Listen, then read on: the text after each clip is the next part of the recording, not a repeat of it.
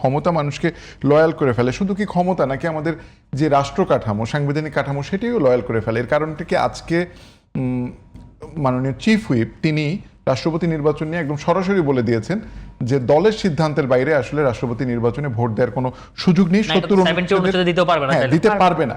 কিন্তু এই যে একটা রাষ্ট্রপতি নির্বাচনের মতো বিষয়, সেখানেও যদি আসলে এই কাঠামোগুলো থাকে, তাহলে সেটিও কি আসলে আপনাকে চেঞ্জ হচ্ছে, বাধ্য করছে?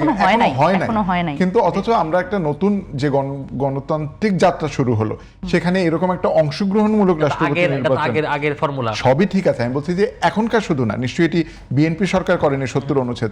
আমি এটি বলতে চাচ্ছি সাংবিধানিক কাঠামো বা আমাদের রাষ্ট্র কাঠামো আসলে লয়াল হতে বাধ্য করে কিনা, যেমনটা আসলে তারুণ্যকেও করে। মুনিরা শারমিন, আপনাকে দিয়ে শুরু করি। একেবারেই মানে সুনিশ্চিতভাবে। কারণ হচ্ছে এই কারণেই কিন্তু আমরা বারবার করে বলছিলাম যে মৌলিক যে বিষয়গুলো সেগুলোতে আমরা একমত হই এবং সেটার সংস্কারটা আগে হয়ে যায়।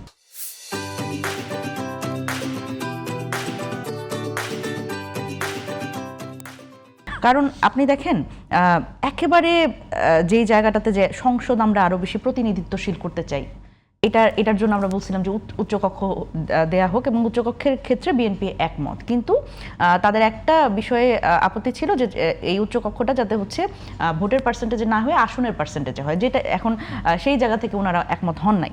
এবং এখানে দেখেন সাংবিধানিক প্রতিষ্ঠানগুলো, মানে এখানে একটা অসুবিধার জায়গা কি, পুরনো রাজনৈতিক দলগুলোর ওই যে আমি যেটা বললাম যে যেভাবে আছে সেভাবে থাকতে চাওয়ার একটা মনোবৃত্তি আছে, যেটার ফলে কারণ এটাতে দেখা যায় কি নির্বাহী ক্ষমতাটা অনেক বেশি থাকে, যাতে করে ফুল সিস্টেমটা তাদের হাতে থাকে। এই জায়গাটাতে তাদের হচ্ছে এই কনফিডেন্সটা তারা আসলে পায়। আমি যদি একদম মানে ভেতরের কিছু কথা বলি, সেটা হচ্ছে ঐকমত্য কমিশনে যখন আমাদের এই আলোচনাগুলো হতো, আমাদের ব্রেকে অনেক ক্ষেত্রেই নিজেদের মধ্যে কথা হতো। আমি যদি একদম মেনশন করে বলি, এখন মাননীয় স্বরাষ্ট্রমন্ত্রী জনাব সালাউদ্দিন আহমেদ ভাইয়ের সাথে আমরা বলতাম যে ভাই আপনারা রাজি হচ্ছেন না কেন, কি সমস্যা? আমরা যদি গণতান্ত্রিক কাঠামোটা একটু শক্তিশালী করতে চাই তাহলে তো আমাদের এই সংস্কারগুলো লাগবে। তো উনি উত্তর দিয়েছেন যে হ্যাঁ আমিও জানি এটা লাগবে, কিন্তু এরকম যদি হয় তাহলে আমরা ফাংশন করতে পারবো না, তাহলে মানে সরকার দুর্বল হয়ে যাবে। এভাবে যদি আসলে মানে পুরো বিরোধী দলকেও আমরা শক্তিশালী করি, রাষ্ট্রপতিকেও যদি আমরা আসলে অনেক বেশি পাওয়ারফুল করি, তাহলে সরকারের ক্ষমতা কমে যায়। তার মানে আপনি চিন্তা করেন, এইটা দিয়েই তো আপনি মনস্তত্ত্বটা বুঝতে পারেন যে সরকার নিজে শক্তিশালী থাকার জন্য প্রতিষ্ঠানগুলোকে দুর্বল করে রাখতে চায়, এবং প্রতিষ্ঠানগুলো দুর্বল থাকলে তারা আসলে তাদের ইচ্ছে মতো এই প্রাতিষ্ঠানিক দলীয়করণগুলো করতে পারে। তারপরে আপনি দেখেন যে আজকের যেটা খুবই হতাশার জায়গা, যে এই ধরনের গুম অধ্যাদেশ, সেই অধ্যাদেশগুলো কিন্তু এখন আইনে যখন পরিণত হবে, এখন কিন্তু খসড়াগুলো সামনে আসছে। আমরা গুমের কথা যদি বলি, গুমের ক্ষেত্রে যে আমি যদি বলি যে এই সংসদের সবচেয়ে বেশি গুম হওয়া মানুষজন আছে বিরোধী দল এবং সরকারি দলে, সেই মানুষগুলোই কোন আইনটা করছে যে গুমের যারা আসলে তদন্ত করবে, ধরেন এটা যদি আইন শৃঙ্খলা রক্ষাকারী বাহিনীর বিরুদ্ধে অভিযোগ হয়, তাহলে মানে গুম অভিযোগকারীকে প্রমাণ করতে হবে যে সে আসলে সঠিক। তাহলে এখন যার বিরুদ্ধে অভিযোগ সে নিজের তদন্ত নিজেই করছে। মানবাধিকার অধ্যাদেশের ক্ষেত্রে কিন্তু আজকে আমরা যেটা দেখলাম এই সেম ঘটনা। এবং এখানে গুমের ক্ষেত্রে ভয়ঙ্কর ব্যাপার সেটা হচ্ছে যে গুমের অভিযোগ মিথ্যা বলে বিবেচিত হলো, মানে আইন শৃঙ্খলা বাহিনীর বিরুদ্ধে ধরেন আপনার অভিযোগ, তার মনে হলো যে না আমি ভুল অভিযোগ করছি, তাহলে আমার 5 বছরের সশ্রম কারাদণ্ড হবে। মানে এই যে পুরো সিস্টেমটাকে, তার মানে কি, তার মানে এর পরবর্তীতে আবার আমরা গুমের একটা রাস্তা তৈরি করে রাখছি যে কোনো ক্ষেত্রে এই গুম করা যাবে। মানবাধিকার কমিশনের অধ্যাদেশের ক্ষেত্রেও কিন্তু ব্যাপারটা সেম।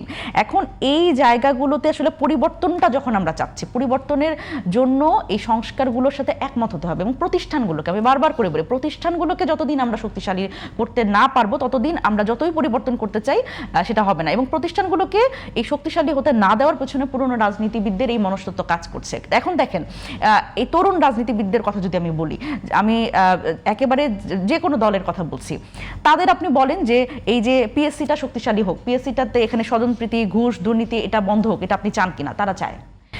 আপনি বলেন যে এই এনটিআরসি যেটা একমাত্র জায়গা ছিল যে বেসরকারি যে এমপিওভুক্ত যে প্রতিষ্ঠানগুলো, সেগুলোর হচ্ছে শিক্ষক নিয়োগ, সেটা একটা স্বতন্ত্র জায়গা থেকে হতো। এখন ম্যানেজমেন্ট কমিটির মাধ্যমে দেওয়া মানে মামা খালু চাচা দিয়ে সেই আবার সেই লাখ লাখ টাকার যে বাণিজ্য, সেই নিয়োগ বাণিজ্য হবে। তো এই যে এই রাস্তাটা কিন্তু আবার নতুন করে দেওয়া হচ্ছে। আপনি দেখেন 2015 সালে এটা বন্ধই হয়েছিল, এই এনটিআরসিটা হয়েছিলই এই 5 থেকে 15 যে বিশাল দুর্নীতি এবং এই স্বজনপ্রীতি, সেটার কারণে যাতে এই দুর্নীতি বন্ধ হয়। এই শিক্ষামন্ত্রী তিনিই কিন্তু একটা ক্রেডিট নিলেন। আপনি যদি খেয়াল করে থাকেন, ওনার একটা ইন্টারভিউ কিন্তু আমরা সোশ্যাল মিডিয়াতে দেখছি, উনি ক্রেডিট নিলেন যেটা উনারাই বন্ধ করেছেন।